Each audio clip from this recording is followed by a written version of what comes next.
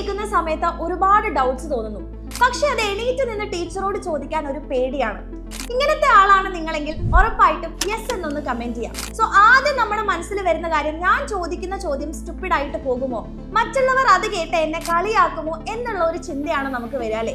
So ഒരു കാര്യം എന്റെ കുട്ടികൾ മനസ്സിലാക്കുക, ഒരു ചോദ്യവും സ്റ്റുപ്പിഡ് അല്ല, ആൻഡ് ആ ചോദ്യങ്ങളെല്ലാം ക്ലിയർ ചെയ്യപ്പെടേണ്ടതാണ്.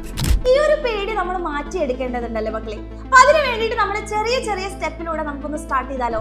ഒന്നാമത്തെ കാര്യം നിങ്ങൾ എന്താ ചെയ്യേണ്ടതെന്ന് വെച്ചാൽ, ആദ്യം ജസ്റ്റ് ഒന്ന് കൈ റേസ് ചെയ്യാം. എന്നിട്ട് ടീച്ചർ എടുത്ത് ടീച്ചർ ഒന്നുകൂടെ പറയോ, അല്ലെങ്കിൽ മനസ്സിലായില്ല എന്നുള്ള രീതിയിൽ നമുക്ക് പറഞ്ഞു തുടങ്ങാം. ആൻഡ് നെക്സ്റ്റ് നമുക്ക് ചെയ്യാൻ വേണ്ടി പറ്റുന്ന കാര്യം എന്ന് പറയുന്നത്, നിങ്ങൾ ചോദിക്കാനുള്ള സംശയം ഒന്ന് ജസ്റ്റ് ഒന്ന് റൈറ്റ് ഡൗൺ ചെയ്യുക പേപ്പറിൽ.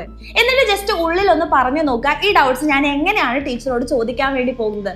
ആ ഒരു കോൺഫിഡൻസ് കിട്ടിയതിന് ശേഷം ജസ്റ്റ് ഹാൻഡ് റൈസ് ചെയ്തിട്ട് ടീച്ചറോട് ഡയറക്റ്റ് ആയിട്ട് ചോദിക്കാം. ഇനി അല്ലെങ്കിൽ നിങ്ങളുടെ ഫ്രണ്ട്സിന്റെ അടുത്ത് ജസ്റ്റ് ഒന്ന് ചോദിക്കാം, ഞാൻ ഈ സംശയം, എനിക്ക് ഇങ്ങനെ ഒരു സംശയം ഉണ്ട്, ഞാനൊന്ന് ചോദിച്ചാലോ എന്നുള്ള രീതിയിൽ ഫ്രണ്ട്സിനോട് നിങ്ങൾ ഡിസ്കസ് ചെയ്യുമ്പോൾ, ഓക്കെ അത് നല്ല ഡൗട്ടാണ് എന്നുള്ളത് അവരും കൂടെ പറയുമ്പോൾ നിങ്ങൾക്ക് ചോദിക്കാനുള്ള ഒരു കോൺഫിഡൻസ് കിട്ടും. ഈ ഒരു രീതിയിൽ ചെറിയ ചെറിയ സ്റ്റെപ്സിലൂടെ നമ്മൾ ഇങ്ങനെ ഡൗട്ട്സ് ചോദിച്ച് സ്റ്റാർട്ട് ചെയ്യുകയാണെങ്കിൽ ഏതൊരു ഡൗട്ട്സും നിങ്ങൾക്ക് ചോദിക്കാനുള്ള കോൺഫിഡൻസ് കിട്ടും. അപ്പോൾ ഇതൊന്ന് ട്രൈ ചെയ്ത് നോക്കാം. ആൻഡ് ഇത് യൂസ്ഫുൾ ആയിട്ടുണ്ടെങ്കിൽ ഉറപ്പായിട്ടും ഫ്രണ്ട്സിനൊക്കെ ഒന്ന് ഷെയർ ചെയ്യാം.